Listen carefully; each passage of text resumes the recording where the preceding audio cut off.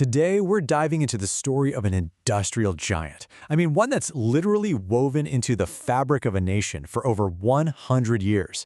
This is the story of Attock Refinery Limited, a company defined not just by oil, but by the energy that has powered Pakistan through its entire history. So to really get a handle on Attock Refinery, or ARL as we'll call it, you have to understand one huge fact. It is, quite simply, the pioneer. As Pakistan's oldest oil refinery, it's a living piece of industrial history that was actually around before the country of Pakistan even existed. And its story starts right here, in 1922.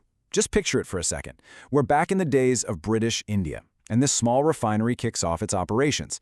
It's a venture that would go on to see the end of an empire, the birth of an entire nation, and of course, the dawn of a new millennium. Okay, now let's jump forward 100 years, and wow, that small operation has completely transformed. Today's number is 53,400. That's how many barrels of crude oil it can process every single day. That's a staggering figure that really shows you just how far it's come. So the big question is, how did it get from that little colonial project to the modern national asset it is today? Well, this is the story of ARL's century of energy. All right, let's get into the specifics. Attock Refinery Limited is based in Morga, Rawalpindi. And what's really fascinating about its structure is that it's still a subsidiary of the very same UK-based company that started it all those years ago, the Attock Oil Company. To really understand ARL, we have to rewind the clock and go all the way back to its colonial roots. The whole story gets started in the early 20th century, when British investors began hunting for oil in the Potahar region. You know, this timeline really maps out the whole journey perfectly.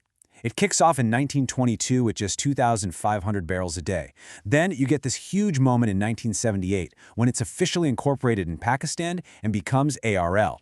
Just 3 years later, boom, in '81, a massive expansion pushes capacity over 30,000 barrels to meet the nation's growing needs.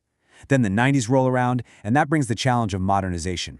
And by 2016, with the new isomerization unit, which is basically a really sophisticated way to re-engineer molecules, it could produce much cleaner Euro 5 standard fuels. And that's a super strict European emission standard that slashes pollutants. Every single one of these steps marks a major evolution. Now, that moment in 1978, it was so much more than just a name change. It was the moment the refinery started to forge a brand new identity, one that was completely tied to the growth of Pakistan itself.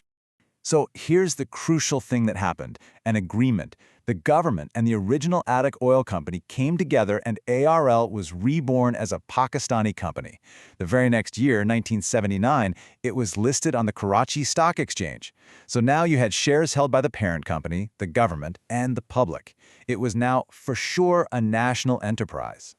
And this really puts that growth into perspective. Just look at the jump from 2,500 barrels a day back in 1922 to over 30,000 after that first major expansion as a Pakistani company.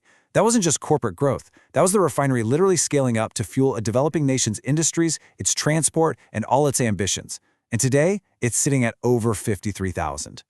But, you know, history is never a simple straight line. By the 1990s, ARL was facing a huge challenge. Its technology, which was once cutting edge, was becoming a problem. And the world was changing fast. It was basically a race to adapt or get left behind. I think this is so interesting because it lays out the problem versus the solution so clearly. On one side, you had this reality, a refinery that couldn't handle heavy crude, it was pumping out low-octane gasoline with high lead, and it wasn't meeting new environmental standards. But on the other side, you have the ambitious goals of the ARU project. Upgrade to process heavy crude, make cleaner, higher-octane fuel, and meet all those crucial new standards. So what made this massive upgrade even possible? Well, it came down to a key policy change. In 1994, the government's new petroleum policy got rid of the old profit caps for refineries. Now, this wasn't just some small tweak, it was a huge shift designed to bring in private investment for critical national infrastructure. This deregulation gave ARL the financial reason it needed to pour millions into its own future and launch that ARU project. And that brings us to the modern era, because the legacy of ARL today is about so much more than just crude oil. It's about a whole range of essential products and, kind of surprisingly, a real commitment to the local environment. Just take a look at this portfolio. We're talking about everything from the LPG that cooks meals in people's homes, to the jet fuel that powers commercial and military planes, all the way to the asphalt that paves the nation's roads. Every single product on this list is a critical piece of Pakistan's modern economy. And this pretty much says it all: powering the nation. It's the company's official motto, and when you see just how broad their product range is, you realize it's not just a slogan, it's a literal description of what they do every day. But what's so fascinating is that their idea of powering the nation has grown beyond just industrial energy. And here is the part of the story you probably weren't expecting to hear about an oil refinery. ARL is the driving force behind the Morga Biodiversity Park.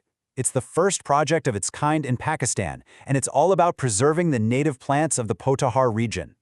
It's really a remarkable example of industry-led environmental conservation. All of this brings us to one final crucial question. ARL has spent a whole century powering a nation on oil, evolving from a small colonial outpost to a national powerhouse. But as the entire world starts looking toward a new energy future, what will the next chapter hold for Pakistan's oldest refinery?